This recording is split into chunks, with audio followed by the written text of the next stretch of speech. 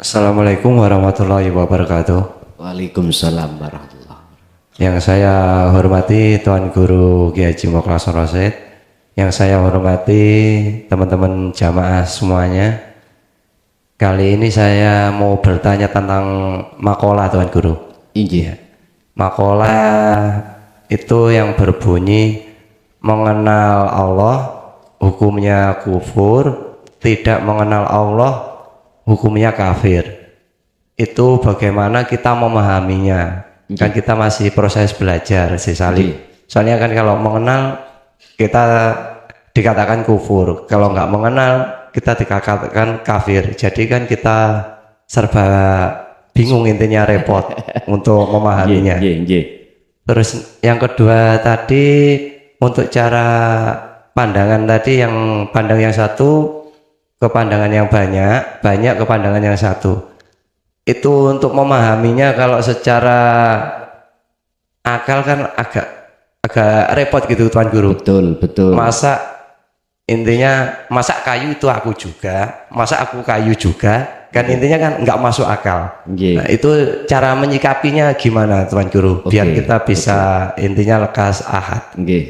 Mohon bantuan pencerahannya. Terima kasih. Assalamualaikum warahmatullahi wabarakatuh. Waalaikumsalam warahmatullahi wabarakatuh.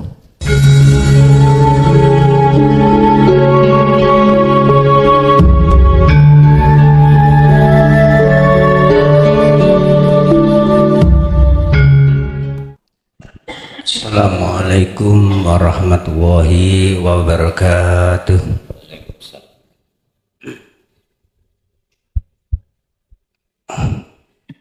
Begini Gus, ini ada kejadian semenjak saya mengikuti pengajian Dinul Haq ini, banyak fenomena, termasuk salah satunya adalah ketika saya pernah ditunjukkan sebuah makam.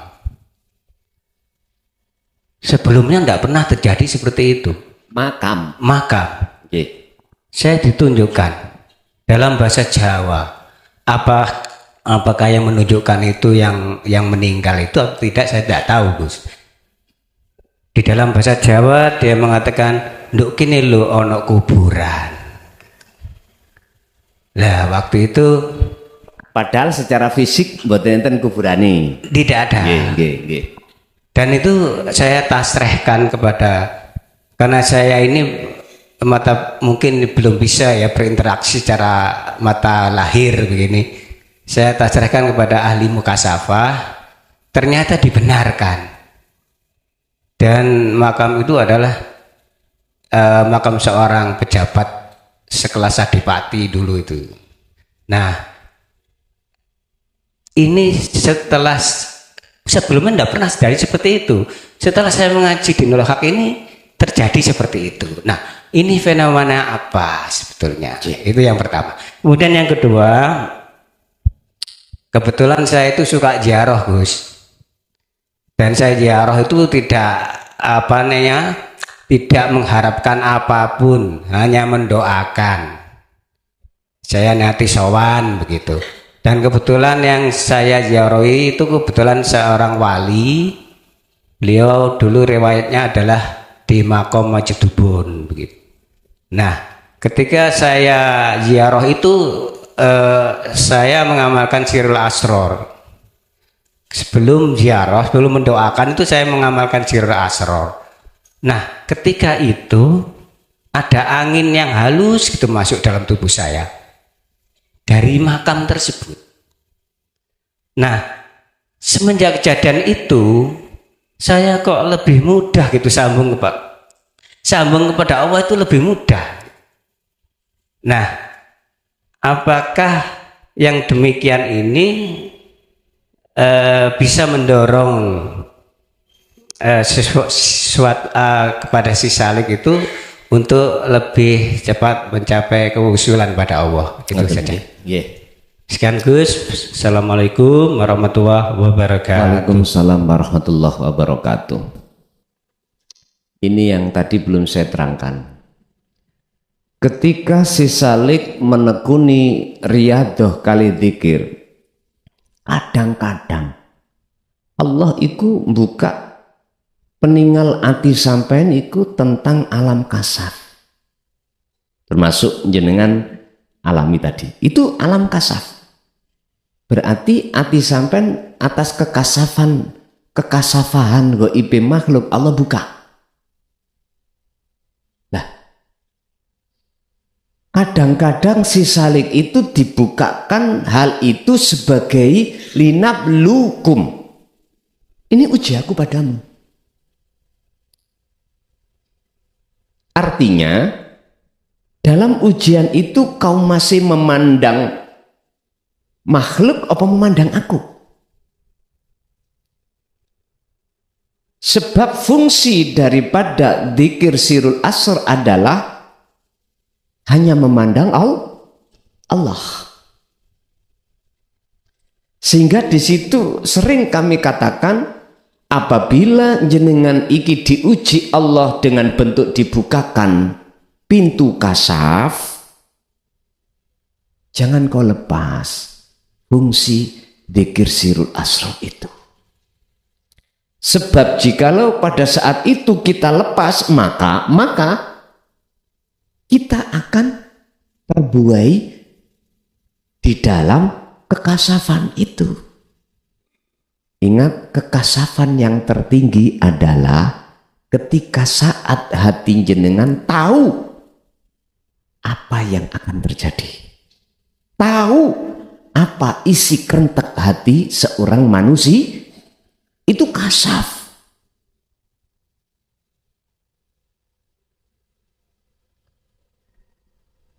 Walaupun jenengan itu kasafe sudah melihat puncak di atas langit satuju atau bumi satuju, tapi jikalau hati belum memandang Allahnya, pengalaman seperti itu justru akan menghalangi si salik pada Allah.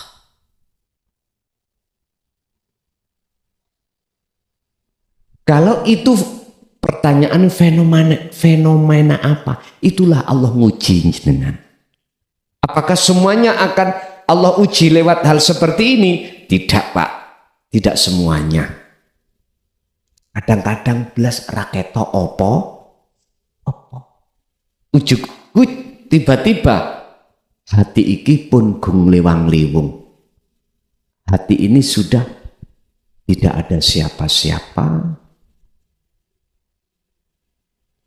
termasuk dirinya sendiri sebagai makhluk. Justru dia didudukkan Allah di dalam tauhid la ilaha illa ana. Kadang-kadang gitu. Terus pertanyaannya, enak yang mana antara yang pertama dan yang kedua? Wis kula mboten ngomong enak gak enak. Wis manuta ae Gusti Allah nglakokno lewat endi? Wis ngoten mawon. Sebab tujuan salik niku tidak terhadap siapa-siapa. Ketika takarrub di alam muraqabah hanya satu, bertemu Allah. Sama dengan jenengan ikut di makom mau tadi. Di makom tadi ada hembusan angin yang halus. Iku kasat juga. Cuman tinggal kita itu memandang siapa di dalam angin itu yang masuk. Kita akan memandang siapa di dalam makom itu yang dimaksud. Ingat, fi kulli mukawwanat khafiyun hayyun wa huwa wujudullah. Teori mengatakan, ingat ya, di setiap makhluk apapun, baik di alam kasunyatan niki muhadharah ya ta, atau alam mukasyafah gaib ini, itu ada hayyun atau khafiyun, sesuatu yang halus yang disebut hidup, itu adalah wujudnya Allah. Sebab Allah tidak kemana-mana dan di mana-mana. Gini ki kula sing emut dawuh Mbah Ghazin kula dipisu ini kok. Gusti Allahmu iku son wakeh Nek Gusti Allahku iku ahad. Ngoten nek. Ternyata kita untuk bisa ke ahad harus suhudul wahda fil kasra. Mengesahkan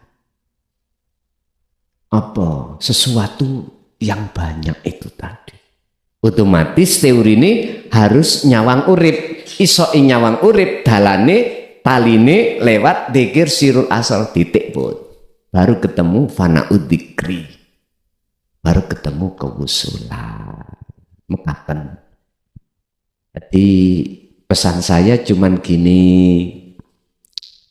Siapapun panjenengan sebagai salik jikalau dibukakan alam kasaf, udah pandanglah Allahnya. Aku yakin jenengan nanti akan tidak berpengaruh. Pasti akan terus berjalan menuju tujuan inti panjenengan kali kula yaitu bertemu Allah. Mekaten.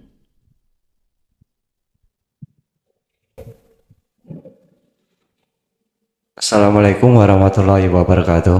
Waalaikumsalam warahmatullahi.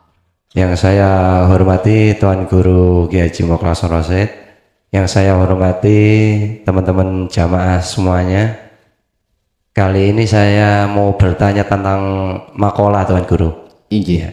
Makalah itu yang berbunyi mengenal Allah, hukumnya kufur, tidak mengenal Allah, hukumnya kafir. Itu bagaimana kita memahaminya? Kan kita masih proses belajar si Salim. Soalnya kan kalau mengenal kita dikatakan kufur, kalau nggak mengenal kita dikatakan kafir. Jadi kan kita serba bingung, intinya repot untuk memahaminya. Terus yang kedua tadi untuk cara pandangan tadi, yang pandang yang satu ke pandangan yang banyak ke pandangan yang satu. Itu untuk memahaminya kalau secara akal kan agak repot gitu Tuan Guru. Betul. Intinya masa kayu itu aku juga, masa aku kayu juga, kan intinya kan nggak masuk akal. Nah, itu cara menyikapinya gimana Tuan Guru? Biar kita bisa intinya lekas ahad. Mohon bantuan pencerahannya. Terima kasih. Assalamualaikum warahmatullahi wabarakatuh. Waalaikumsalam warahmatullahi wabarakatuh. Dalam pandangan orang awam, jikalau ada seseorang yang mempunyai keinginan untuk mengenal dan bertemu Allah, kufur. Orang awam, pandangan orang awam ini. Mengapa mereka mengatakan seperti itu? Ada alasan. Pertama, siapapun kita, kalau masih ada di ruhania kita itu pasti jadi budaknya hawa nafsu. Saya katakan menjadi budaknya hawa nafsu, segala perilaku ruhania kita mesti ngikuti apa undang-undangnya nafsu. Apa undang-undangnya nafsu? Inna nafsa la amaratum bisu. Ngejak berbuat jahat pada Allah dengan bentuk melalaikan. Makanya kita kita nggak usah bicara orang, bicara kita waktu dulu sebelum kita belum menerima hidayah. Mesti apa yang jenengan lakukan dalam hati itu iman yang muncul, rasa yang muncul, kita yang melakukan. Gak ada hati kita ingat ada rasa semua karena Allah, gak ada. Itu mah hanya secara teori doang. Dari la haula wala quwata illa billah, dari Allahu khalaqakum wa ma ta'malun, hanya di lesan, tapi hati nggak bisa Pak. Loh, inilah kita menjadi budaknya nafsu. Sehingga nanti ada penjelasan dalam salah satu makalah, jangan kau kira nafsu itu mengarahkan dirimu kehendak hatimu untuk jasad melakukan maksiat saja. Enggak. Nafsu itu juga mendorong, memberikan semangat hatimu untuk melakukan sesuatu jasmani, laku taat. Contoh sholat. Tapi hati jenengan kali kalau diberangus oleh nafsu, enggak boleh ingat Allah. Akhirnya ingat siapa, Pak? Jujur, kita semua ngalami seperti itu. Semua kita, Pak. Tapi kalau sudah diingatkan Allah, jangan seperti ini terus-menerus, satu sisi kita sudah tua, kapan sadar kita? Terus kita kembalikan pada diri kita masing-masing. Wis alimo koyo opo ilmu kitab kita secara dohir, ilmu dohir kita alimo koyo opo, Pak, justru akan menjadi hijab hati kita pada Allah. Yahjubuhum biulumihim, Allah akan menutupi hati kita kepadanya dengan ilmu tadi. Akhirnya ning ati kula rumangsa alim. Sing sugih rumangsa sugih, sing duwe jabatan rumangsa duwe jabatan. Loh, ini nggak bisa ditutupi, Pak. Dikira nafsu itu hanya menyuruh kita melakukan maksiat saja, enggak. Nyuruh kita sholat, Pak. Nyuruh kita maca Quran dan sebagainya. Enggak ada sama sekali. Hati ini klik merasakan kehadiran Allah. Justru kita akan merasa diri kita lah yang bisa melakukan. Dari aspek apapun itu sudah. Loh, niki orang-orang yang memandang jenengan ini mempunyai keinginan untuk naik di jalur hakikat menuju makrifat, mesti diwastani kufur. Wis pasti. Mengapa mereka seperti itu? Supaya jenengan ini menurut pandangan mereka, jenengan biar gak keluar dari kelompok mereka. Akhirnya berbagai statement yang berani mereka katakan, dzalika dzalalatun, termasuk salah satunya, kamu nanti akan tersesat, akidahmu sudah keliru. Lah wong sing agawe aku kok jare awakmu ngomong iku Gusti Allah kabeh. Lah tabrakan to Pak niki? Tabrakan. Padahal maksudnya yang mengatakan semua itu Allah, pandangan ruhaniyah hidup itu. Oleh karena beliau tidak bisa memandang ada tali, tidak punya tali sambung langsung pada sejatinya Allah Al-Had, yang disebut Al-Ahad, gak mungkin Pak bisa merasakan kehadiran Allah. Mboten saged. Jikalau kita tidak kenal Allah, maka disebut wong kafir. Ngapunten. Iku pandangan orang-orang yang sudah ada di muraqabah dan musyahadah.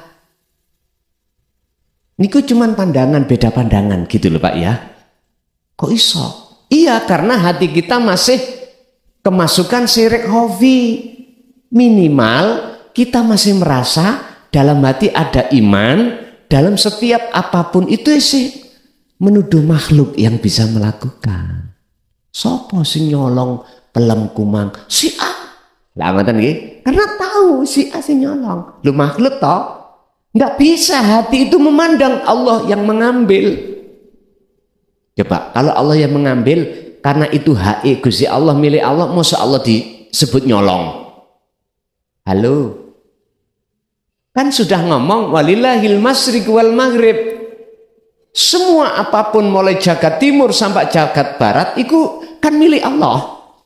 Kalau Allah mengambil, masa sih Allah itu disebut mencuri? Lah mboten ta? Nah, sing disebut mencuri iku yang tidak punya hak tapi menghaki. Itulah mencuri. Jadi itu maksudnya biar jenengan paham maksud makola itu adalah pandangan. Pandangan wong am dengan orang khos. Ini beda. Yang pertama. Yang kedua, ini gak dicatat lali. Apa? Oh ya. Suhudul wahdah fil kasrah. Suhudul kasrah fil wahdah. Saya iku bingung. Secara logika iku mosok sih iki Gusti Allah. Lah ngoten nggih. Pun. Karena akal berbicara itulah Pak yang menjadikan kita itu dalam hati muncul sifat asyak. Itu menjadikan bingung kita. Nah terus syaratnya piye gak bingung? Akal lepas. Contoh. Sampai tidur. Akal wis gak fungsi Pak. Terus sampai mimpi. Dikejar anjing mau digigit. Lari mboten? Lari tak? Padahal mimpi. Ngapain jenengan lari? Mengapa harus lari? Artinya apa? Ngeten Pak. Apa alam yang di dalam mimpi itu bentuk kasaf yang menyimpan satu pengertian bahwasanya di dalam diri manusia di luar zona akal itu ada alam yang tidak bisa disentuh oleh akal. Tidak bisa disentuh. Khusus membahas tentang keesaan Allah, akal ini harus seleh. Mohon maaf Pak. Ini nanti akan memahamkan kita tentang surat Al-Hadid ayat 3. Terkait kalau Allah di awal, di akhir, di zahir, di batin. Nanti kalau Allah sudah menarik kita di dalam musyahadahnya, baik secara zahir maupun batin, baik secara awal dan akhir, boten kebingungan. Walaupun lesan mengatakan la ilaha illallah, iku maksudnya Allah itu ana. Cuman orang lain tidak tahu. Walaupun jenengan lesan mengatakan iku makhluk, tapi maksudnya makhluk itu adalah ana. Sesuatu yang tidak bisa jenengan sebut. Dan atau jenengan ngomong, aku sing ngaji. Pandangan orang lain ngomong makhluk, tapi hati sampean maksudnya aku iku adalah Allah. Paham ya?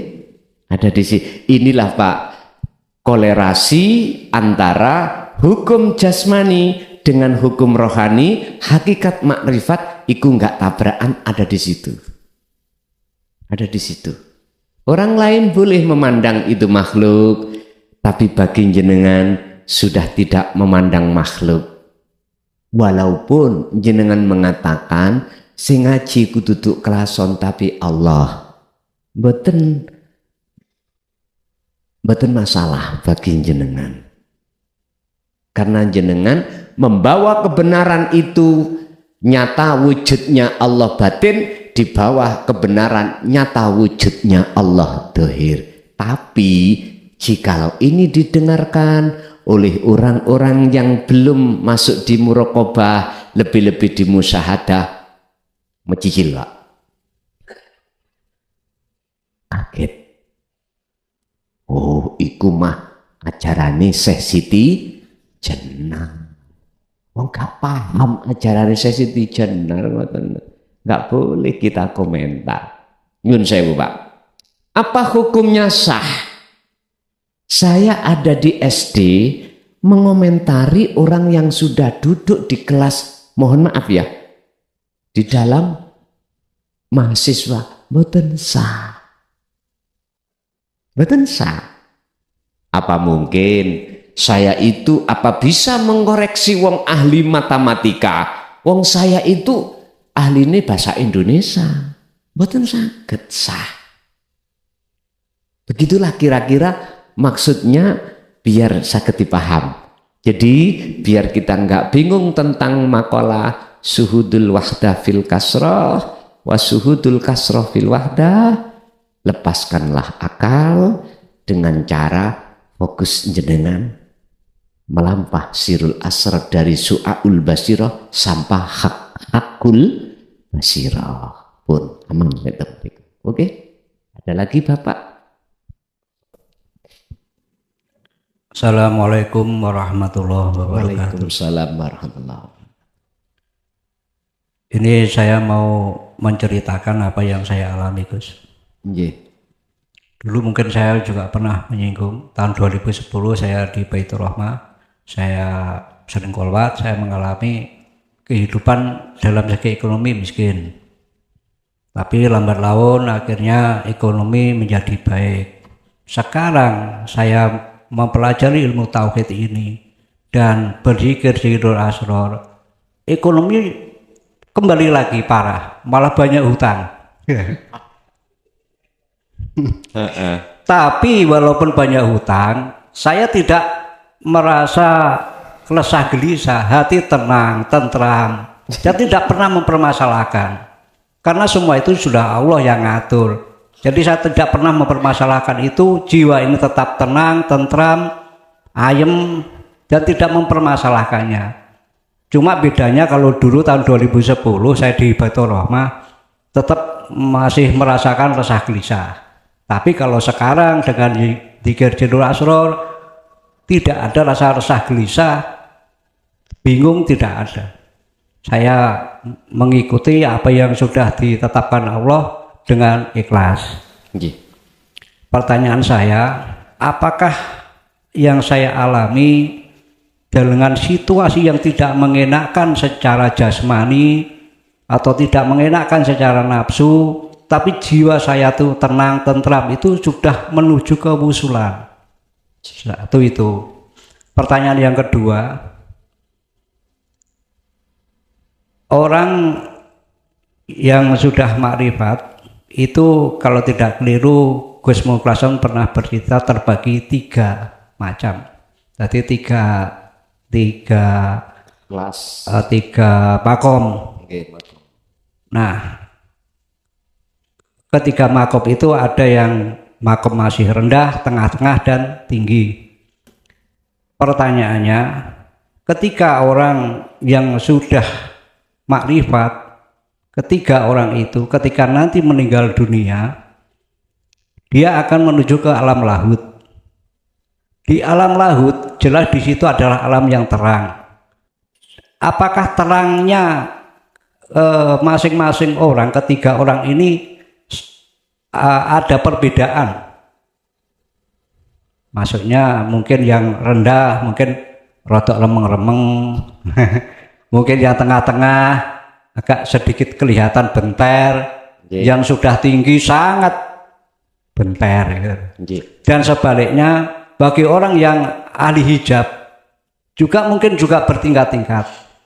Ada yang tidak percaya sama Tuhan, orang-orang ateis, yaitu tidak percaya dengan Tuhan. Ada yang percaya dengan Tuhan tapi hanya percaya, tidak pernah menyembah. Ada yang menyembah tapi mengharapkan pahala surga, minta apa imbalan lah gitu. Apakah orang-orang yang seperti itu di alam gelap juga bertingkat-tingkat? Itu pertanyaannya. Untuk sementara seperti itu, minta penyerahan dari Gus Muklason. Saya akhiri, wassalamualaikum warahmatullahi wabarakatuh. Waalaikumsalam warahmatullahi wabarakatuh. Ingatlah, kesuksesan bab perkara-perkara yang ada kaitannya dengan dunia itu bukan tujuan thariqah. Bukan. Kesuksesan perkara yang berkenaan dengan kesuksesan duniawiyah itu sebetulnya bukan tujuan thariqah. Contoh, sukses dunia itu ada dua macam Pak, bermateri dan non materi. Yang materi jenengan kali kula sudah jelas, entah lewat bisnisnya dagang, bisnisnya sabin, sawah, ladang, bisnisnya lautan, sukses mewah. Saldo di rekening jenengan boten jutaan, miliatan. Apakah ini yang disebut orang sukses dalam bertorikoh? Bukan. Pabrike di mana-mana. Bukan. Yang non materi, jenengan tiap saat dan waktu gegawan kasaf, sehingga karomah sampai-sampai luar biasa. Bahkan tahu Pak nasib orang. Jenengan dirawuhi tamu, kula jenenge bisnis niki sukses mboten tahu. Aja diterusno. Nek kok terusno modar awakmu.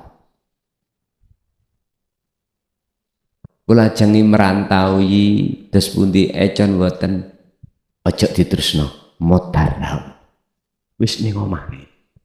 Engko awakmu ketemu wong, kenal wong, engko awakmu dijak bisnis elok wong iku, kamu akan sukses keluargamu. Lo tenan Pak, ngoten niku. Nah, ini bukan sukses. Saya luruskan, seluruh thariqah yang disebut muktabaroh adalah niki, kalau yang disebut muktabaroh itu kan sampai ke Rasul sanatnya. Apa tujuannya? Pertama adalah takarrub kepada Allah. Berarti harus masuk di dalam makom muraqabah. Hati harus ada sinyal bahwasanya kita setiap saat dan waktu selalu dilayani Allah, selalu dilihat Allah, dihadiri Allah. Itu muraqabah.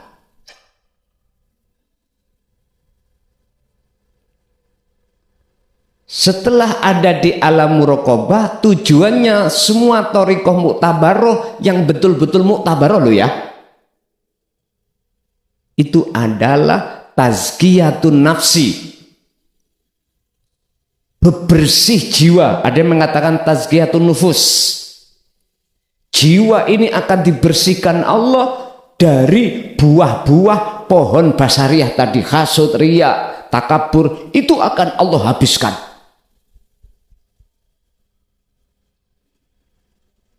Terakhir tujuannya Allah menghadirkan thariqah lewat Kanjeng Nabi niki adalah untuk wusul sisalik dateng Gusti Allah.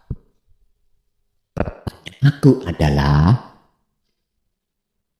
sudahkah jenengan ini di dalam thariqah itu diarahkan di situ? Jenengan piyambak yang bisa menjawab. Saya katakan, suksesin dunia materi atau non materi ini bukan tujuan thariqah muktabaroh. Dikatakan muktabaroh, sanatnya itu sampai Kanjeng Nabi. Pertanyaannya, Kanjeng Nabi iku muktabarohe lillah apa mboten? Karingatan mawon.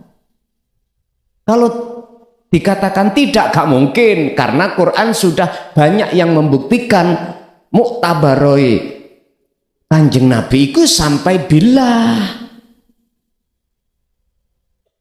Kebanyakan kita, saya sudah sensus 24 tahun lebih loh Pak. Saudara-saudaraku, ampun tersinggung loh nggih. Ampun tersinggung. Saya katakan hasil riset sensus saya terhadap seluruh teman-teman saya dan saya sendiri, kebanyakan putus sampai Rasulullah mandek, wis seneng wis anggapnya sudah sampai, padahal itu belum. Tadi saya katakan, pertama harus ada zona muraqabah, kedua tazkiyatun nufus, ketiga liqa datang Allah.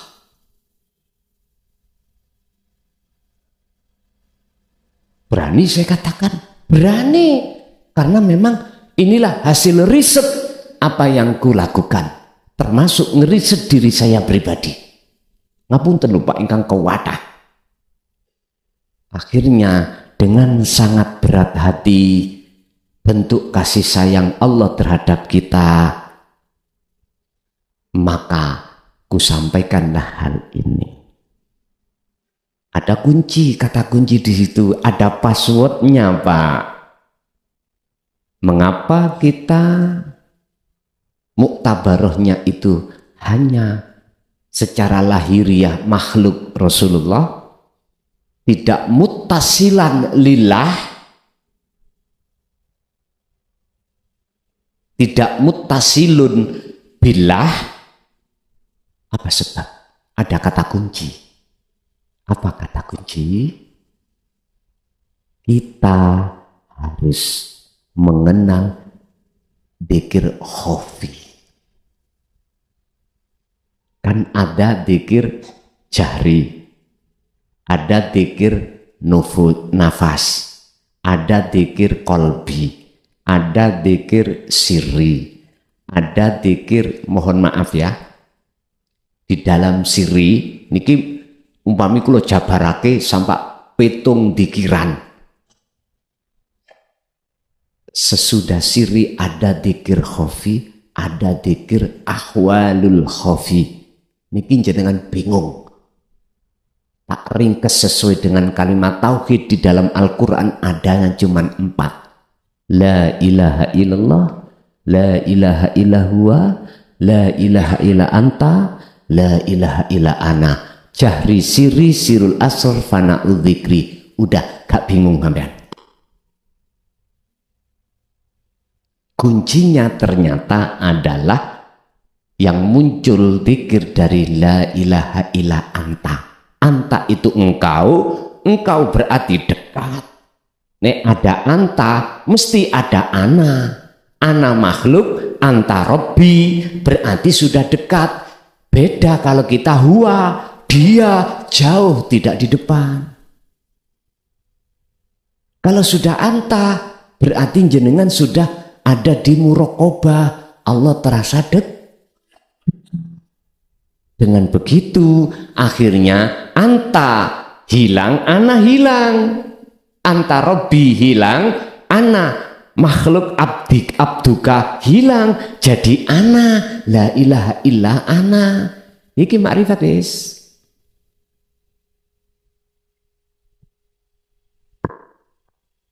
Ini proses-prosesnya kita berzikir tadi, Pak. Dari pertanyaan pertama, apa mau?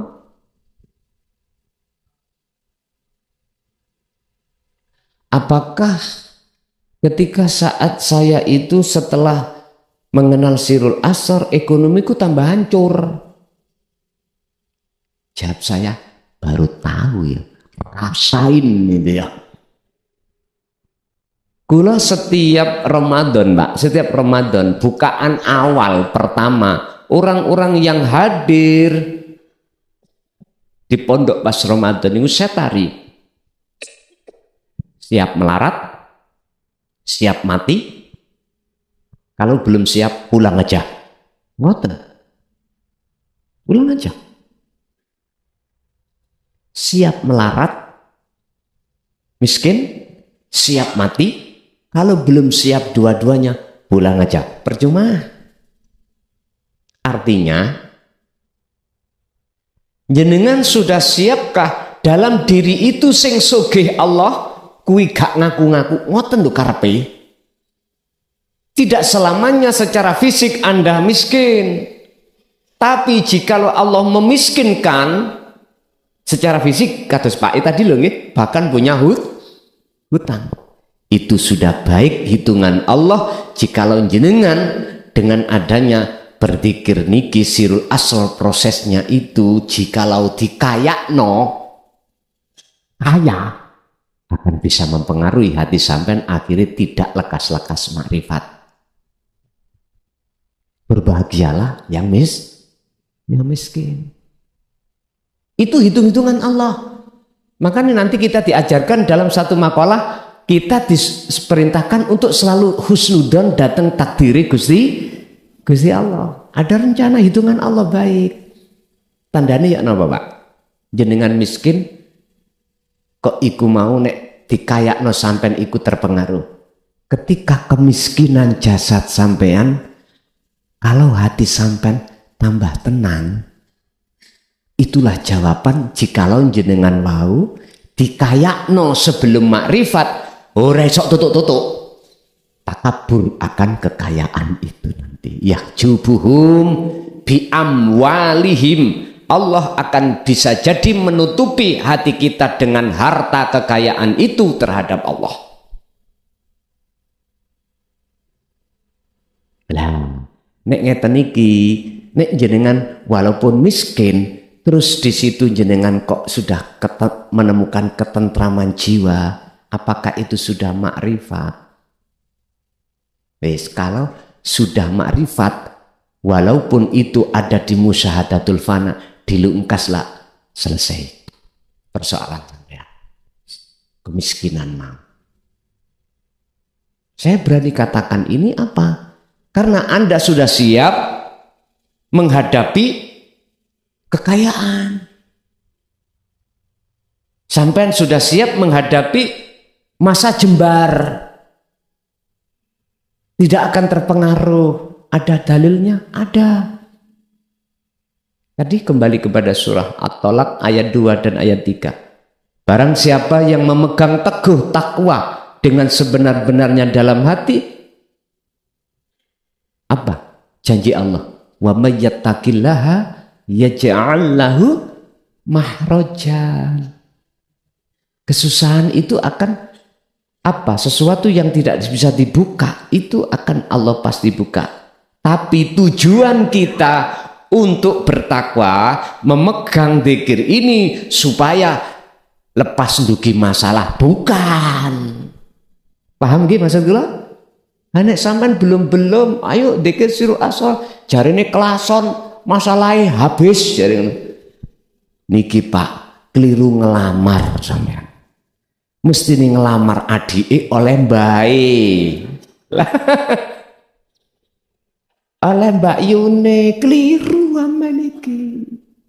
Tadi saya katakan tujuan thariqah yang Allah hadapkan terhadap kita lewat muktabaroh itu tujuannya adalah pertama takarrub supaya hati sampai datang Allah. Kalau sudah takarrub maka tazkiyatun nafsi akan terjadi. Kalau itu sudah terjadi pembersihan kotoran hati akan menuju kesucian hati, itulah bertemu Allah liqo hati. Pertanyaanku, sudahkah jenengan ini di dalam thariqah yang katanya muktabaroh diajarkan hal ini? Sampai jawab ning ati sampean piyambak-piyambak. Sebab mohon maaf Pak, ada oknum. Saya katakan oknum itu berarti ada yang membengkokkan tujuan. Ada Pak, ini dijadikan sebagai wadah untuk masuk politik. Jujur mawon, saya nggak usah tebeng ngaling-ngaling. Apa tujuan politik? Bukan politik nyalok-nyalok noniko loh, bukan gue. Contoh saya. Saya punya wadah thariqah ini supaya aku banyak pengikut. Sebab dengan banyaknya pengikut pasti banyak penghambaan terhadap saya. Atiku duwe karep ngono iki politik. Kita khitohkan makosidnya, kita kembalikan asal usul thariqah itu bagaimana sih? Itu tadi Pak, 3. supaya hati manusia mendekat kepada Tuhan. Wa anibu ila rabbikum wa aslimu min qabli ayyatiyakumul adzab tsumma la tunsurun, supaya mendapatkan pertolongan Allah. Bentuknya pertolongan bagaimana? Disucikanlah hati kita dari sifat-sifat yang tercela, hasud, riya. Itu tadi. Dalam rangka apa? Bertemu Allah.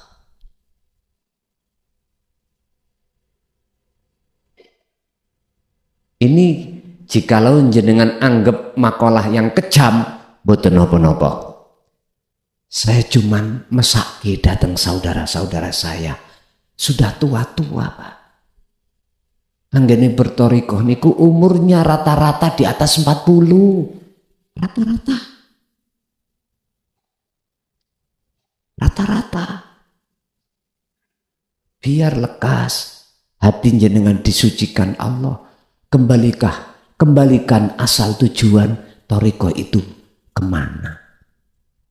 Intinya nggak ada tujuan dibarengi tujuan selain daripada mendekat dan bertemu Allah.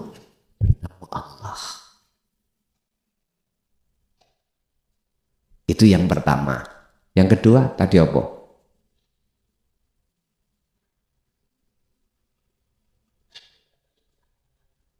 Apakah sudah dimusyahadah? Oh, tingkatan musyahadah. Oh, anunya cahayanya tadi ya. Oke. Tolong masuk dalam dawe Allah. Allah akan membalas sesuai dengan apa yang kau upayakan waktu di dunia. Ini aja jenengan sudah paham sebetulnya. Satu biji nur makrifat sak menir, Pak. Tatkala dijatuhkan ning alam dunya, saat itu juga cahaya matahari redup. Sak menir. 1 menir.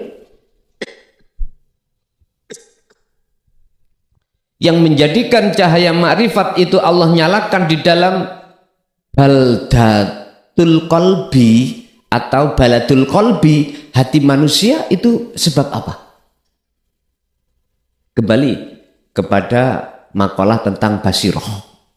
Yun sewu. Ketika si Saleh tekun oleh berzikir, maka Allah akan mengutus satu utusannya yang disebut warid masuk di dalam jagate ati untuk mengusir penjajahnya ruh, yaitu nafsu.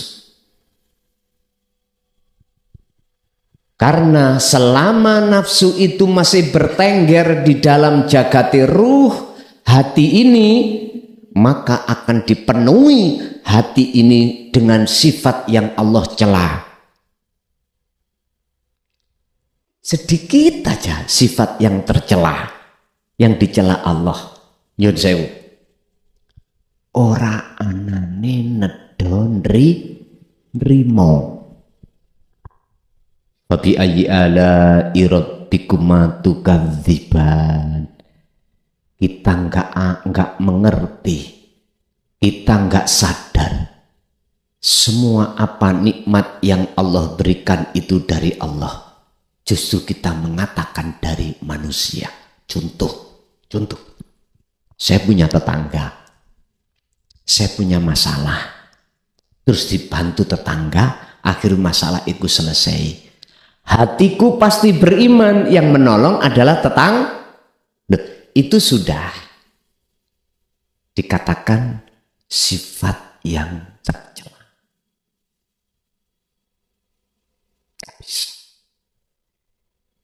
Ini justru akan menjadikan halangan hati kita kepada Allah. Cahaya makrifat itu Allah akan nyalakan terhadap hamba yang Allah kehendaki. Nurun ala nurin yahdillahu linurihi mayyasha. Mayyasha. Mana yang hamba kehendaki?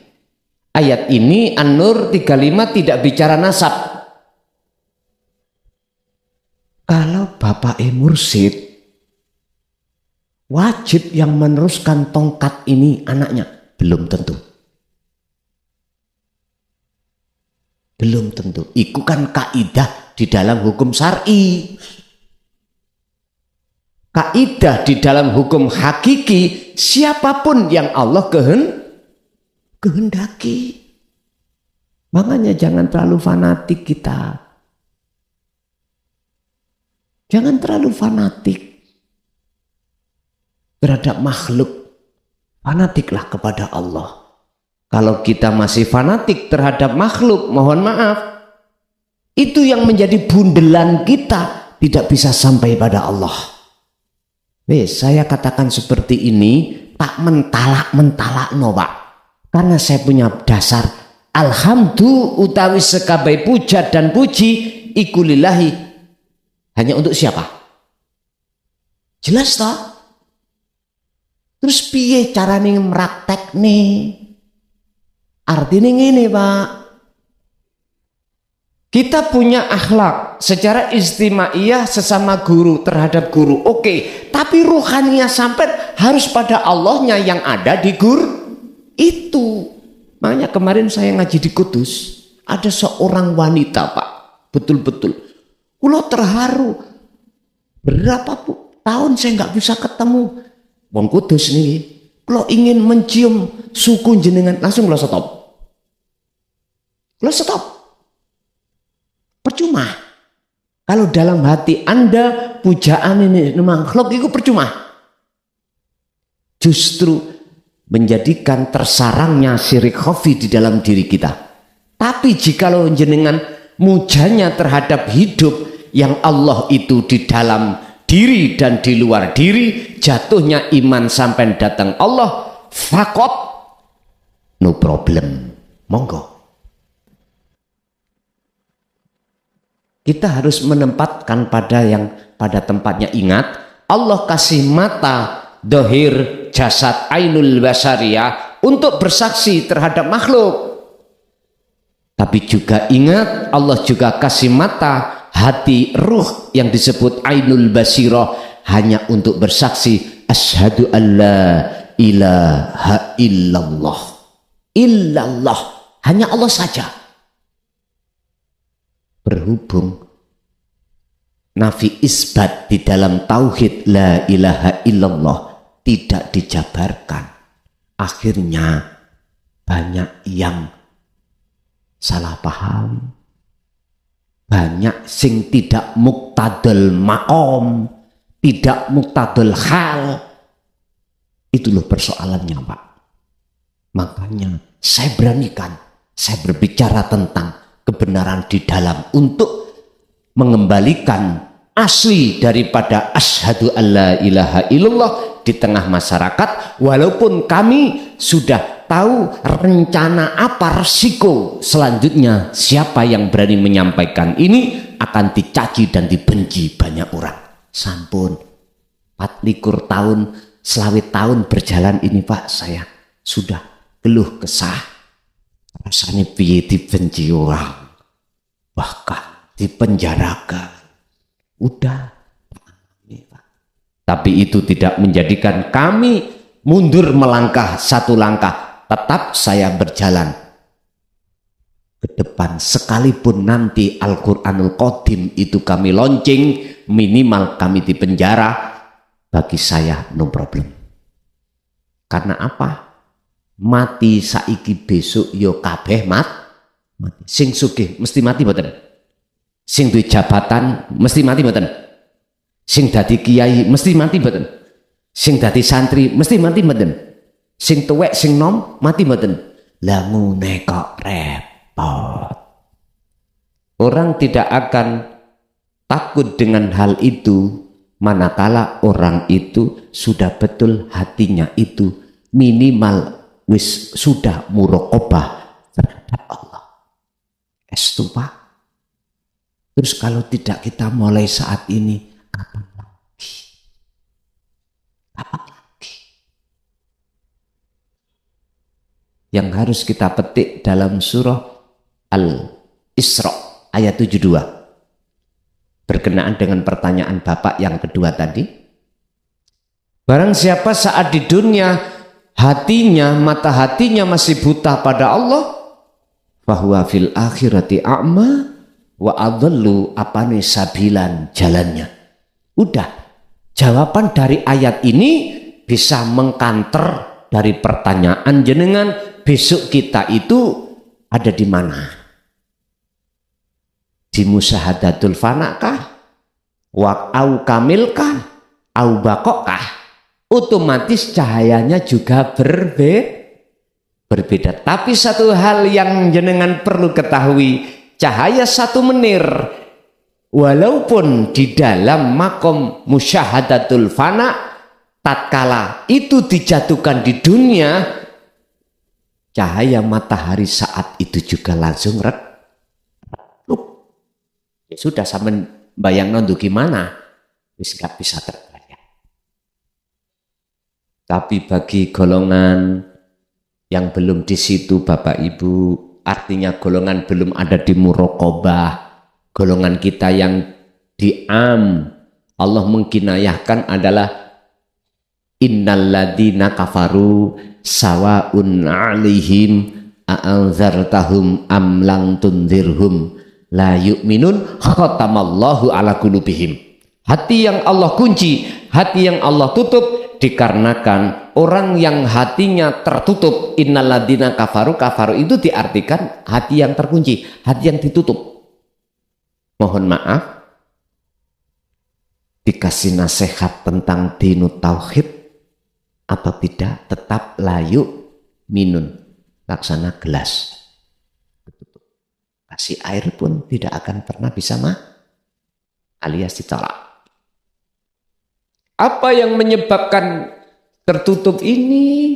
Banyak unsur, dari ilmu bisa, dari dunia, intinya materi ataupun non materi.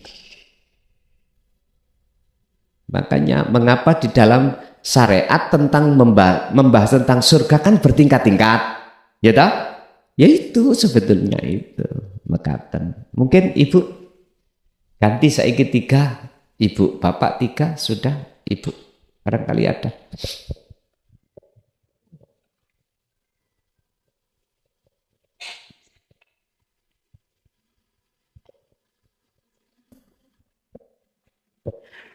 Nggih, terima kasih Pak Kiai.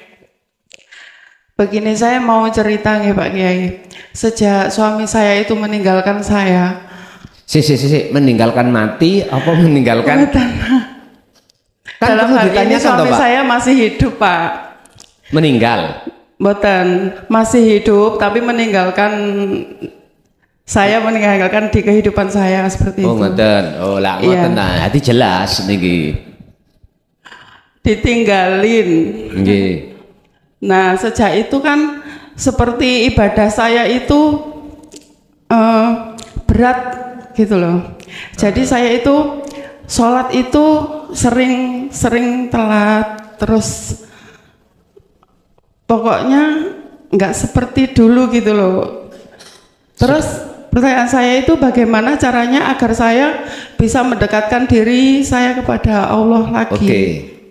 Sudah berapa tahun ditinggalkan suami? 2 tahun lebih. 2 tahun, tidak tahu kabarnya di mana? Enggak tahu. Terus secara legalitas jenengan sudah dikasih surat? Belum kan waktu itu hanya ditinggalin aja katanya. Moro minggat ngono ya. Minggat tapi nggak ada kejelasannya gitu loh. Dan juga miskomunikasi. Jadi setelah itu saya itu yang saya pikirkan bukan saya kan mengurusi anak saya juga sendiri seperti itu, sudah nggak diurusin lagi. Saya itu mau, yaitu tadi yang saya kok sholat saya kok jadi telat-telat, terus ibadah saya itu jadi nggak kayak dulu lagi gitu loh Pak Kiai. Sampun nggih. Sampeyan buka mengke di rumah surat unine ngeten, kula lupa surate. Wa ma umiru illa liya'budullaha mukhlishina lahuddin hunafa'a wa yuqimus shalah wa yu'tuz zakat wa dzalika dinul qayyimah. Surat napa nih? Surat Qayyimah ngoten nah. Saya lupa. Tolong niku mangke dibuka.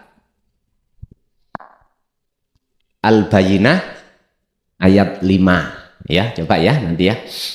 Kalau sekarang sampean punya HP, ada paketannya, langsung sekarang aja.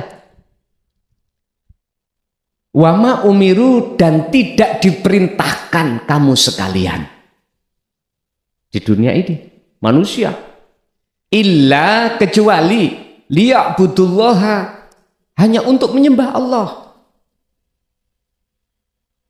Berarti umumnya beribadah. Terus sekarang segala apa yang dihadapkan Allah, bagaimana caranya itu menjadi nilai ibadah nyembah kepada Allah. Mohon maaf Bu nggih, kula nggih satu sisi mboten nyalahno bapake mboten. Saya benerno Gusti Allah. Kula ulangi, kula mboten nyalahno pake, tapi kula benerno Gusti Allah lewat takdir kaya ngeten iki. Sampeyan harus bersyukur ditinggal suami.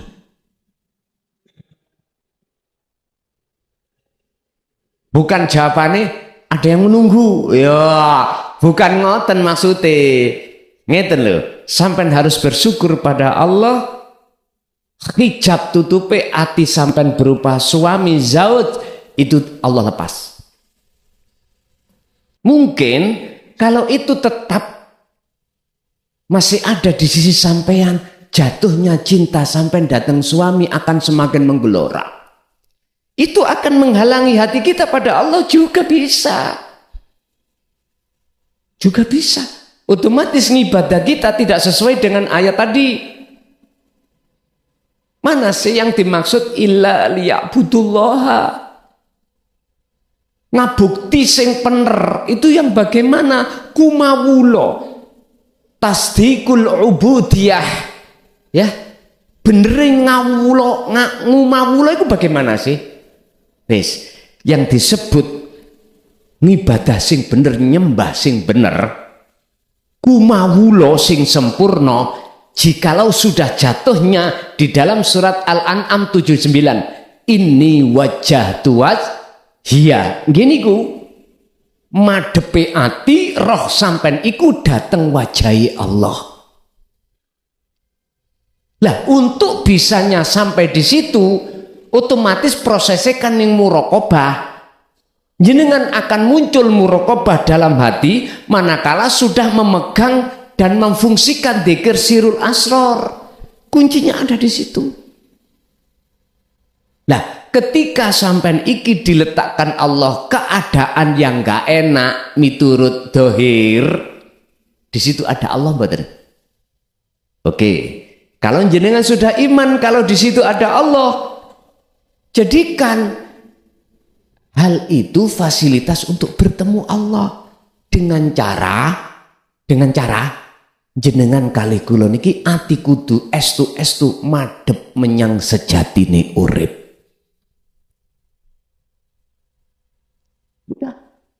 Baik dikala ibadatul mahdoh, ibadah yang murni, contoh sholat, zakat, puasa, haji, maca Quran dan lain sebagainya, itu murni. Atau ghairu mahdoh, selain yang murni, jenengan masak, kerja, minum dan lain sebagainya. Jadikanlah dua thariqah tani di antara dua thariqah ini, jalan ini untuk bertemu Allah. Modalnya, kuncinya adalah zikir. Akhirnya sampean sadar, oh bener kelason yo, aku dipisah iku, kok umpama gak dipisah, jatuh cintaku hati ini pada seorang makhluk. Gitu Bu. Jikalau nanti Allah mengganti laki-laki lain yang lebih baik di mata Allah, itu adalah anugerah. Bisa. Anugerah. Secara agama sudah belum Bu, secara belum betul ngontek-ngontek lu ya. Secara agama syarat talak dari seorang suami itu sudah terjadi belum? Belum ya? Oh dereng. Kantun dulu itu ada segot taklek apa mboten? Segot taklek waktu nikah pengulu itu nyuruh mocok apa gak? Lah ngoten nggih. Wonten segot takleke. Talak yang digantungkan. Kula niki nggih kepala desa dadi paham. Ngoten lho. Di dalam buku nikah jenengan itu wonten segot taklek. Kadang-kadang disuruh baca, kadang-kadang enggak. Isine ngene. Jikalau saya, suami, selama 3 bulan berturut-turut tidak memberikan nafkah batin atau dohir, maka pihak istri punya hak untuk gugat. Jatuhno talak dengan uang 1.000 terhadap pengadilan agama. Iku segot taklek. Tapi jikalau tidak ada segot taklek, mboten saged. Lah niki persoalane. Bisa apabila si suami menjatuhkan talak. Apakah talaknya soreh ataukah talaknya isyarah? Talak soreh isyarah belum pernah, berarti jenengan ya sik garwane. Iku jenenge geblak gembeng. La yamutu wala ya. Boten saged dihubungi, Bu. Saya pandangan cara agama loh ya. Tolong mikir. Belum Pak, tapi yang kemarin itu pas pulang itu berusaha untuk mencari ke pengadilan agama, mencari surat, katanya ya udah kan begini. Saya bilang kalau emang udah nggak bisa lagi, terus nggak ada komunikasi, terus minggat seenaknya sendiri, kan saya bilang ya udah dipulangkan aja ke orang tuaku, saya kan bilang gitu. Tapi ternyata katanya mau ngurusin ke pengadilan agama, surat nikah juga semua dibawa. Oh ngoten. Sertifikat rumah dibawa, semua dibawa. Niki saran kula Bu nggih, saran kula ya. Nggih. Jenengan nek kersa saran kula. Kita mencari hal-hal selain Allah, ada putusnya Pak? Enggak ada putusnya toh? Alhaakumut takatsur hatta zurtumul, putusnya itu sampai mati. Saran kula kalau jenengan purun, udah enggak usah diurus. Pengadilan agama ya gak usah diurus, cukup hati sampean fokus bagaimana Allah terasa dekat ning hati sampean. Itu aja saran saya. Cuman saya tidak harus memaksa harus begini, ndak. Niku hak panjenengan. Bagaimana caranya jenengan ini semakin lama hati semakin dekat kepada Allah. Berarti kembali ke materi kita birriyadhati wal adhkar. Niku wow. Wis tah, aku yakin Gusti Allah iku nggih mboten bodho. Ngerti apa sing ning jerone ati sampean. Aku yakin dengan dilepaskannya suami jenengan yang pertama, bisa jadi Allah akan mengganti yang lebih baik. Allahumma la, tanpa susah-susah ngurusin. Penting sekarang fokus aja hati jenengan datang Allah. Nanti urusan hal-hal itu wa aslimulahu, serahkan pada Allah. Terus akal mesti ngomong, saya ini nggih menungso normal Gus. Nah ngono nggih. Nggih foto biologis nah ngono. Misale, mohon maaf, kula mboten nyalahno jenengan.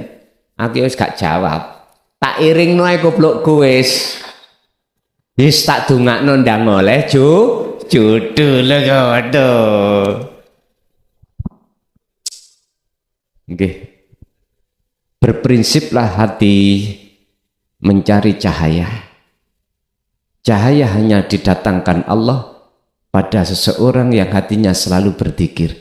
Fungsi cahaya adalah untuk membumi hanguskan kegelapan dalam hati, yaitu yang disebut taksirud dunya. Itu akan Allah hilangkan. Kalau ini kegelapan hilang, minadz zulumati, Anda pasti ilan nur. mesti nyoto wujudnya Allah, itulah makom makrifat. Ini nek menurut kula jenengan fokus aja itu mungkin di tengah dalan barangkali Allah menghadapkan anugerah, yes kita terima. Ngoten mawon, Bu ya. Nggih. Ibu ada lagi? Dari sisi Ibu.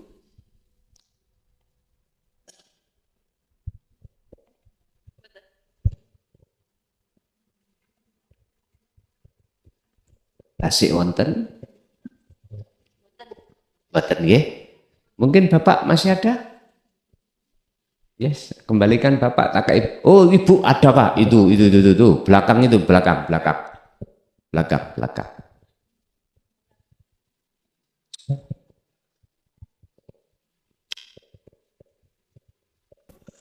Assalamualaikum warahmatullahi wabarakatuh. Waalaikumsalam. Ngaten Gus, tadi panjenengan kan matur tentang ada dosa jasmani dan juga dosa rohani. Kalau secara syariatnya niki cerita sedikit nih Gus. Saya pernah tanya sama suami saya, kalau syariatnya katanya kan ada malaikat rokib sama atin Yesus secara syariatnya. Lah saya pernah tanya sama suami, gimana apakah betul tentang dosa-dosa yang kita lakukan baik jasmani maupun rohani itu dicatat sama malaikat kedua yang katanya ada malaikat rokib sama atin. Nah lah suami saya niku jawabnya ngeten Gus, Beyo lah nyateti bukune sak pira kandele ngoten nih Gus. Terus ngeten malih, lah nek mangsine entek terus golek nandi lah. Lah kula sebagai istri napa mboten tambah judeg Gus, saya betul-betul tanya, jawabnya ngoten Gus. Jadi mulai saat itu sampai sekarang saya sudah tidak pernah tanya lagi. Nah alhamdulillah tadi panjenengan matur seperti itu, kesempatan saya untuk menanyakan ya. Ketepatan suami saya juga ada. Nah. Jadi ngaten Gus, kita manusia memang tidak luput dari yang namanya dosa jasmani dan juga dosa rohani. Panjenengan tadi kan matur kalau Allah akan mengampuni ngaten. Nah, yang saya tanyakan di sini, bagaimanakah caranya? Apakah ada seandainya jalan itu terobosan yang paling cepat ngoten maksud saya? Apakah ada terobosan bagaimana caranya untuk kalau syariatnya taubatan nasuhan itu lho Gus, agar kita itu betul-betul merasa marem, merasa apa ya yang saya maksud itu sampai nggak bisa kata-kata nggih. Pokoknya intinya terobosan yang Allah betul-betul mengampuni dosa-dosa kita ngoten Gus nggih, yang pertama. Kemudian yang kedua, tadi panjenengan matur tentang singgasanane Gusti Allah. Nah, yang saya belum paham, di manakah letak singgasananya Allah? Seperti itu saja. Terima kasih dan mohon maaf. Wassalamualaikum warahmatullahi wabarakatuh. Waalaikumsalam warahmatullahi wabarakatuh. Sampai ngertos di depan kita banyak kamera nih. Banyak kamera nih. Apapun selembut apapun kejadian terekam badan. Terekam nggih? Pernahkah kamera aku pegel? Sekecil apapun kegiatan kamera itu, sepanjang zaman apapun kamera itu telah memonitor dan mencatat yang masuk di dalam memori. Kalau kita bicara memori kamera dunia iki ya terbatas Pak. Ada ukuran giga, ada ukuran tera dan seterusnya, kan terbatas. Ada kamera mata-mata Tuhan yang banyak manusia tidak tahu. Iya. Iya kamera. Ini loh kamera. ndeli oning diae kepantau kamera. Saya terlepas dari Rocky Patid lho nggih. Terlepas. Nggih gak salah Pak sampean jawaban akal. Bayu ora yo gak pegel gak kentekan mangsia. Gak salah karena logika yang kita pakai. Makanya kalau mboten nyalahno Pak mau. Oh dampek ngeten. Nyun sewu. Ketika kita mau berangkat sholat Jum'ah niku kan ganjarannya kan beda-beda Pak. Sing toko dhisik oleh unta, ya. Bahkan sampai terakhir oleh ndoke pitik. Jari si ndoke pitik ngene, enak langsung tak untal sehat. Lah kamu dapat unta besok iku nek nelek gak bingung Wis guyonan niku nggih ya, akal. Udah. Kita kembalikan masalah catat dan mencatat. Yes kamera niki pun pasti terekam. Saya bicara apa, jenengan bicara apa, melakukan apa, iki maksudnya. Wis iki tentang masalah kamera gak usah diperdebatkan. Memori ini wis gak kena diukur Pak. Memori ini niku sepanjang masa. Bayuh gedene sak endi yo memori ini. Wis akal nggak bisa menyentuh, nggak bisa. Bukti, oke. Jenengan kalau wingi nyun sewu melanggar aturan ibu, contoh ibu dawuh Pak sampean kan terjangkit penyakit yang namanya darah tinggi, kan nggak boleh makan sate kambing. Jenengan betah metu ning teko omah seret wis ibu cekat dulu entekno Pak sate 20 entek. Kira-kira sampean ati sampean saged mbojo? Boten saged. Lesan boleh mengatakan kemana Pak? Oh ya kono ndelok garapan. Tapi ati sampean nggak iso ngomong ndelok garapan. Aku mari mangan sate 20 sondok. Ayo nek gak percaya. Itu bukti kamera Allah yang selalu memantau jenengan. Apa perbuatan sampan kali kula nggak mungkin ati itu bohong. Nggak bisa Pak. Nggak bisa. Kalau lesan kita bisa bohong pada yang lain. Ingat, innallaha ya'lamu ma fis sudur. Sesungguhnya Allah tahu apa yang ada di dalam hatimu. Buktinya apa? Urip ning awakmu dengan bentuk jenengan tahu iku lho. Iku tahu nih Allah. Ngoten niku. Pun satu. Yang kedua, apakah ada jalan terobosan khusus untuk taubatan nasuhan? Tolong dibuka dalam surah Ali Imran ayat 31, Pak. Bu. Ali Imran 31. Kul katakan Muhammad, in kuntum tuhibbunallaha, jikalau kau ingin mencintai terhadap Allah, caranya fattabi'uni, ikuti aku, kata Rasul. Ikuti yang bagaimana saya? Apa sih teladani Rasulullah? Kembalilah pada surah Al-Ahzab ayat 21 tadi. Liman kana yarjullaha. Hati sampean harus ada keinginan untuk ketemu Allah. Berarti ketemu sakliyane Allah, minggir. Baru sampean bisa menata untuk bertemu Allah. Syaratnya jenengan sudah dibekali ngilmu untuk nyawijekake Gusti Allah. Yang kedua, jenengan sudah dibahaskan bagaimana cara berzikir yang benar untuk masuk di dalam muraqabah. Sudah. Sebab ayatnya itu, jikalau jenengan betul-betul mengikuti aku, kata Rasul, yuhibbukumullah, jenengan akan dijadikan Allah sebagai kekasih. Wa yaghfir lakum dzunubakum. Iki memakai jamak, boten mufrad. Dzunubakum. Dzunub jamak dari danbun. Kalau danbun dosa sitok.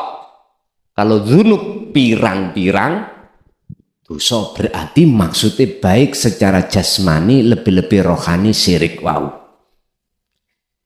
Sebab dikatakan syirik di dalam hati, inna syirka la dzulmun adzim, dikarenakan ada iman selain Allah.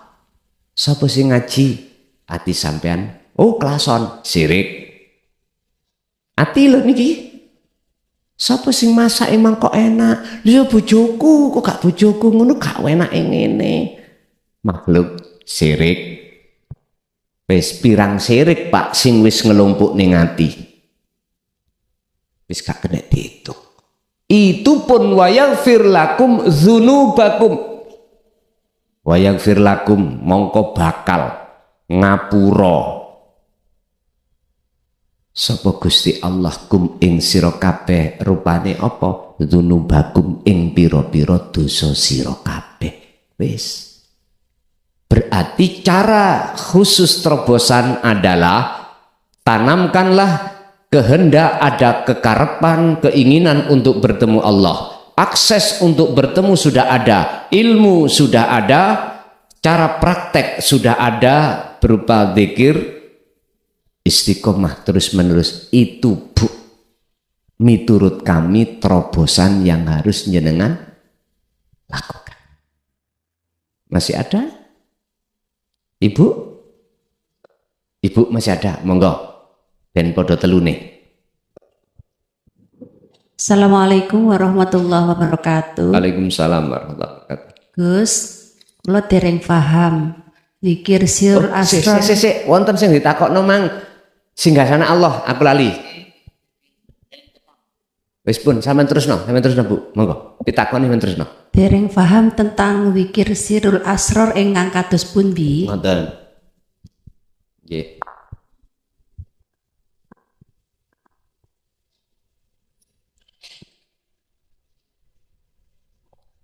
Paling disayang tentu sang kekasih. Ngoten nggih. Iku basa Indonesia. Singgasana yang dimaksud singgasana Allah bukan tempat. Kalau kami mengatakan tempat berarti Allah butuh tempat. Niku kinaya isyarah. Pun di singgasana Allah. Niki lho Pak Bu. Dalam Al-Quran mengatakan al-ars. Bukan al-ars itu merupakan satu tempat. Sampai bisa mengatakan apa? Gak iso mengatakan ini.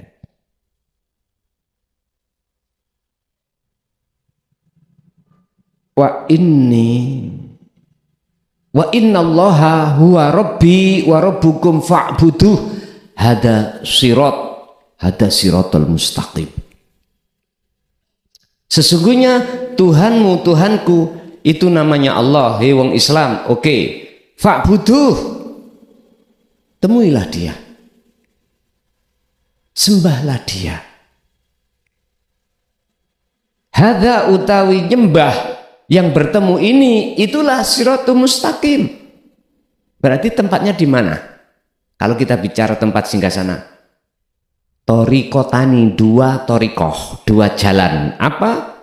Ibadatul mahdoh wa ghairu mahdoh. Ibadah murni dan ibadah yang tidak murni. Di dalamnya itulah ada singgasana Allah. Boleh ada yang mengatakan wal yaumal akhirah, alam akhirat. Wong Jawa alam kelanggengan. Langgeng niku kan tidak pernah owah toh Pak Bu, tidak pernah berubah toh. Alam kelanggengan. Boleh kalau bahasa Kanjeng Nabi Sidratul Muntaha. Itu kesadaran penuh. Sidrat, kesadaran muntaha notok penuh. Ya sudah. Mana yang menjadikan meditasi Anda menuju satu kesadaran bahwasanya selain Allah itu tidak wujud? Mana ada kesadaran dalam hati bahwasanya bukan kita manusia yang bisa melakukan?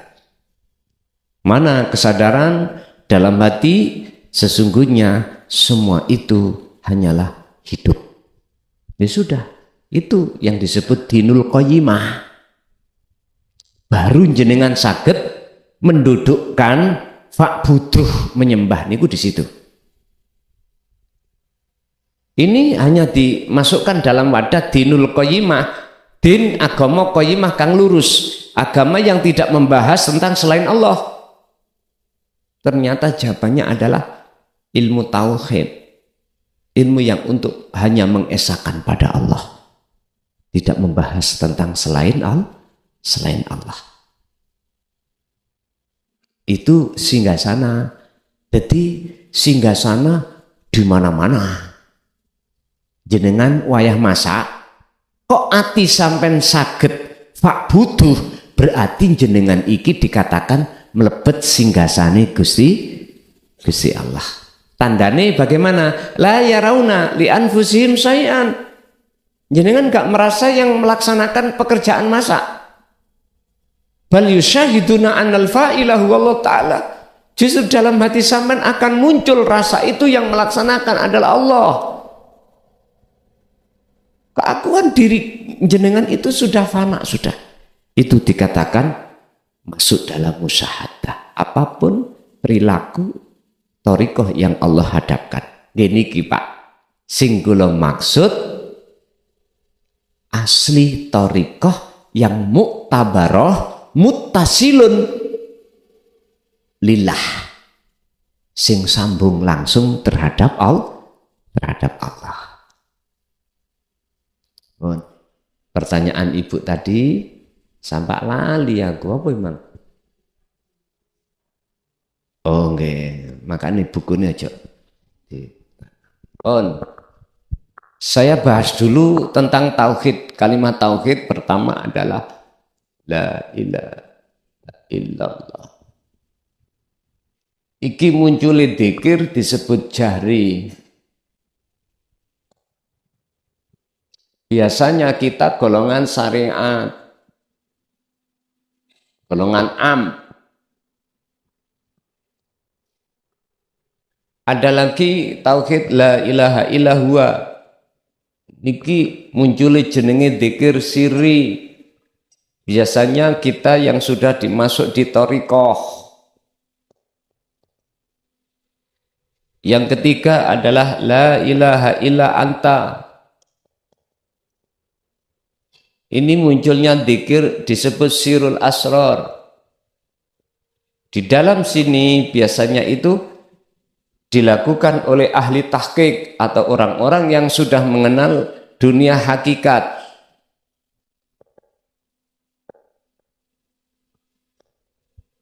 Di sini Bapak Ibu ada tiga tahap. Pertama disebut su'aul basyirah, rasa.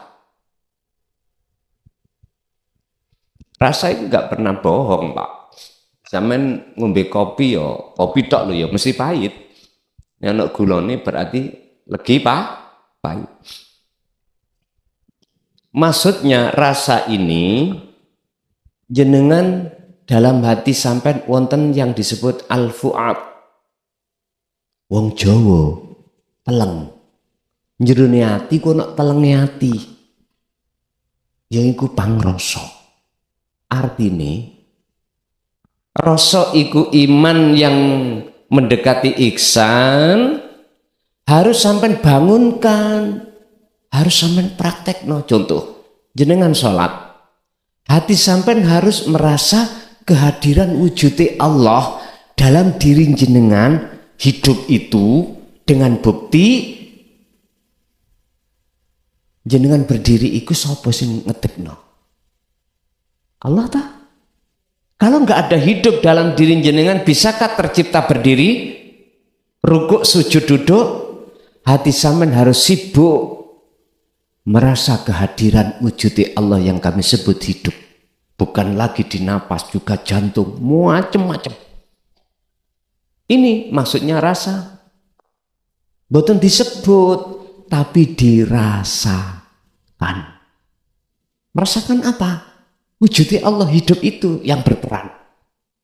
Akhirnya dengan begitu nanti jenengan saya suwe sing tadinya kita merasa bisa berdiri sendiri, makhluk bisa melakukan ini dibersihkan Allah. Tazkiyah. Hati sampean akhirnya nggak gampang merasa kalau jenengan yang bisa melakukan. Akhirnya kalau itu sudah dianggap Allah suci dari perkara-perkara yang menajiskan hati, masuk tahapan kedua yang namanya ainul basirah. Nek niku su'aul basirah. Apa ain? Ikilah detik-detik Allah menyalakan nur makrifat di dalam hati sampean. Tatkala nur makrifat itu sudah menyala, maka masyiwallah dalam hati jenengan perkara selain Allah, termasuk keakuan jenengan makhluk yang tadinya merasa wujud, gini yang merasa bisa ini langsung fana.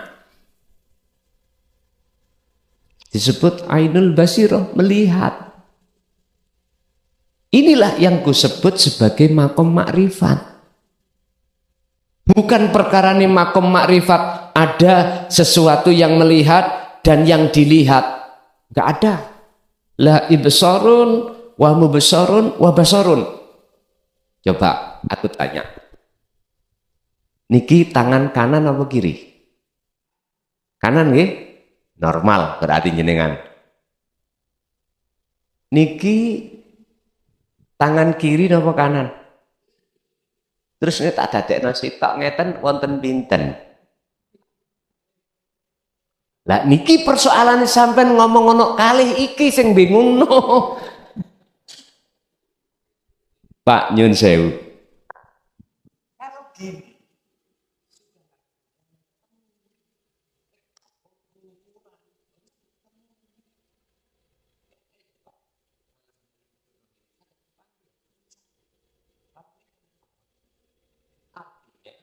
Namanya ahad itu tidak ada dua, nggak ada unsur sesuatu hal yang melihat dan sesuatu hal yang dilihat. Lah terus yang dikatakan orang yang makrifat itu yang bagaimana? Oke. Saya tarik pada sistem sangkan paraning dumadi. Saya tarik pada innalillahi wa inna ilaihi. Saya tarik la haula wala quwata illa billah, maksudnya gini. Jenengan kali kula kesebut makhluk napa kholik? Makhluk nggih, oke. Asal jenengan itu aslinya ada napa mboten ada?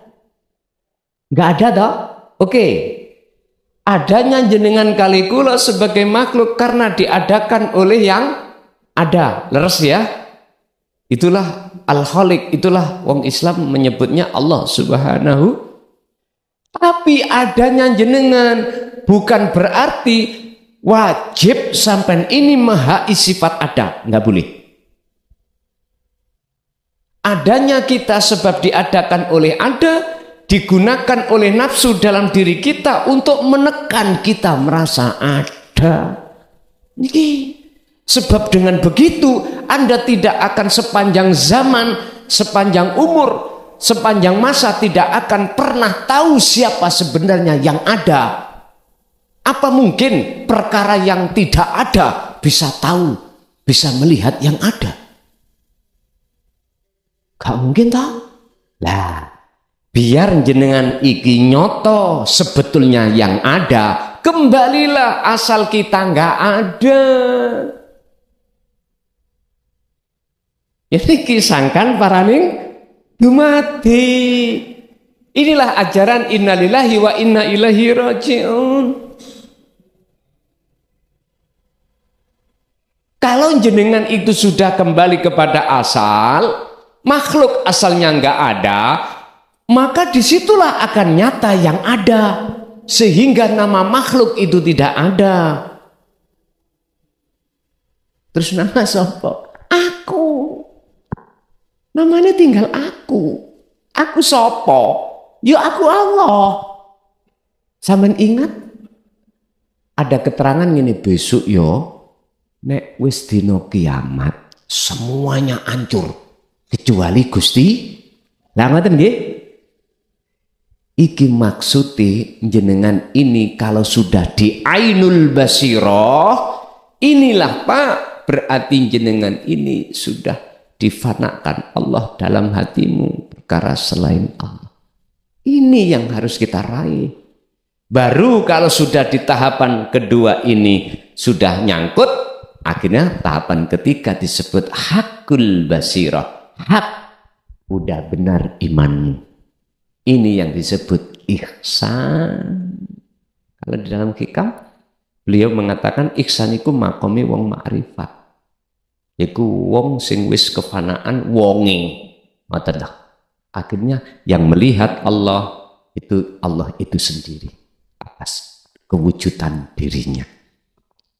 Kalau sudah ditetapkan Allah di sini, tergantung Gusti Allah. Sampeyan ngalir mawon. Tapi tak ingatkan, jenengan ketika ditarik di sini mesti gendeng.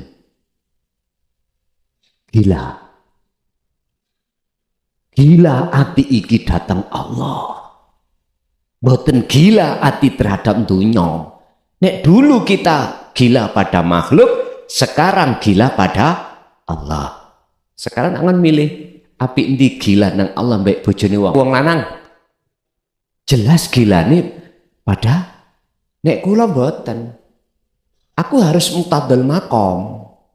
Secara hati harus ada gila pada Allah. Secara jasmani gak apa-apa gila pada istrinya sendiri. Lah nek gak ngono engko akhir tabrakan syariat ambek hakikat. Lho ngoten lho. Tapi kita nggak bisa milih Bapak, nggak bisa. Kalau kita nanti sudah diletakkan ini, terus Allah istiqomah nang ngene khos, mohon maaf, ngene iki saakal sampean kali kula wis gak aruh iki garwa, iki anak, iki nyambut gawe. Belakrak wis ninggal saenake dhewe. Loh, apakah itu salah? Saya tidak berani menyalahkan ketetapan Allah karena itu keputusan Allah yang terbaik. Atas jenengan wau. Mengapa aku kok tambah miskin bahkan utangnya itu sudah hitung-hitungan Allah baik. Aku nggak berani menyalahkan. Satu sisi wonten Pak jamaat niki ketika saat sirul asal tambah nanjak, dunyane tambah nanjak, bojone nambah. Lho nggih. Dunya yang berupa harta benda bukan itu aja nambah, garwane nambah. Wonten. Wis loro, saiki tambah setungkas dadine kemarin kembali desa. Langsung nemui kula. Terus pundi kula jenengan setuju. Setuju. Lho kita, aku kudu setuju ambek takdire Allah. Sing wedok tak takoni, seneng Nduk? Nggih. Sing lanang seneng nggih. Lah bojomu sing nang omah mboten jawab. Iku wis resikomu. Pingin isoke gak goyang keluargamu, ojo kok ojo kok gaekno omah dhewe-dhewe ojo. Nek kok gaekno omah dhewe-dhewe mesti curiga. Dadekno siji sak omah baru hebat.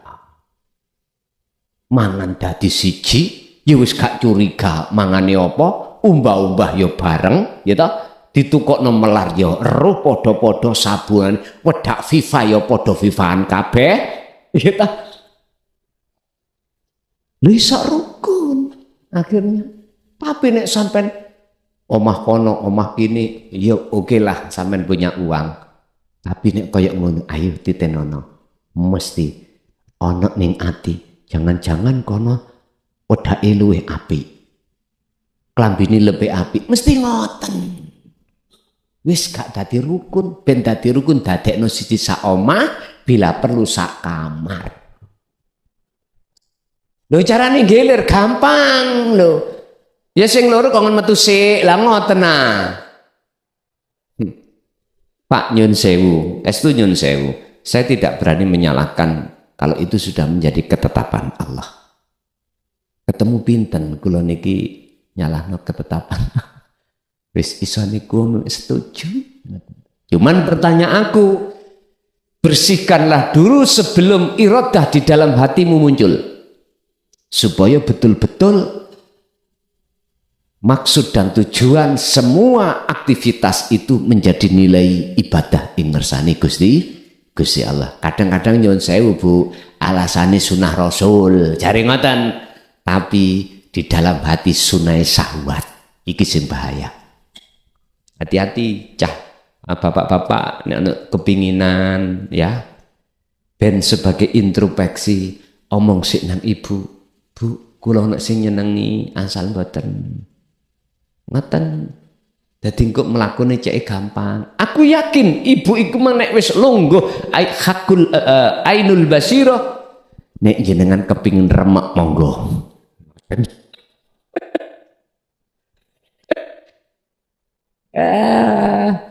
Maksudnya remek mau mikir kene mikir kuno lah ngoten ya. Enggak, aku yakin ibu hatinya halus. Nek pancen iku apik mungguhe Allah, Kang Mas, mengapa tidak? Kalau itu enggak apik mungguhe Allah, mengapa harus diteruskan? Kira-kira jenengan kali kula entek tah kula ijen. Lah mboten telas nggih? Mboten telas. Iku ngomong blakrak. Pun kembali ke laptop. Ini Bu, maksudnya dzikir sirul asrar adalah dzikir sak jerone dzikir. Sir sak jerone sir. Dzikir tanpa ismu, tanpa nafas, tanpa lafat, tanpa nama. Nah, bila suwarin wa kalamin wa ismin walatin wis gak ana swara, ati mung ngerasa sejatine Allah ing dalam lan ing luar diri panjenengan.